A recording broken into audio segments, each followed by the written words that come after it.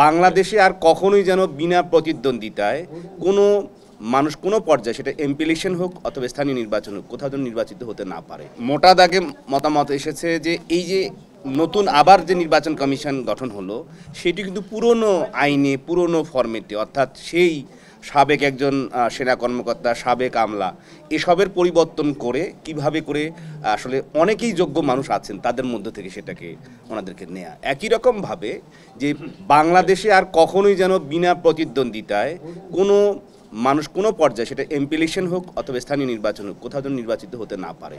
এবং যারা নির্বাচনের কারচুপির সাথে জড়িত, শুধুমাত্র রিটার্নিং অফিসার থেকে নয়, শুধু সরকারের প্রধান বা সরকারের অন্য পর্যায় থেকে নয়, এগুলো নির্বাচন কমিশনে যারা দায়িত্ব পালন করবেন তাদেরকেও শাস্তির আওতায় আনতে হবে। এবং যারা এই তিনটি নির্বাচন, বিশেষ করে 2014, 18 এবং 24 সালে করেছে, এই তিনটি নির্বাচনের সাথে যারা সংশ্লিষ্ট, এই কারচুপি, অনিয়ম এবং ভুয়া নির্বাচনের সাথে, তাদেরকে শাস্তির আওতায় আনতে হবে। শুধু পদত্যাগ করে গেলেই চলবে না।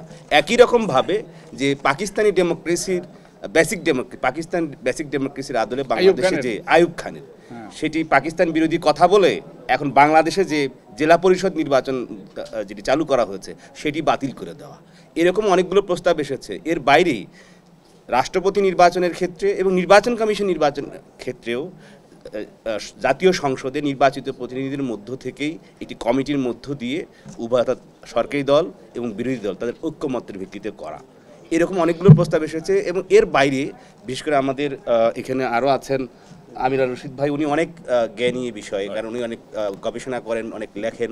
একই রকমভাবে দীর্ঘদিন প্রায় 30 বছরের উপরে কাজ করেছেন আমাদের লোটন একরাম ভাই, ওনারা বলেছেন।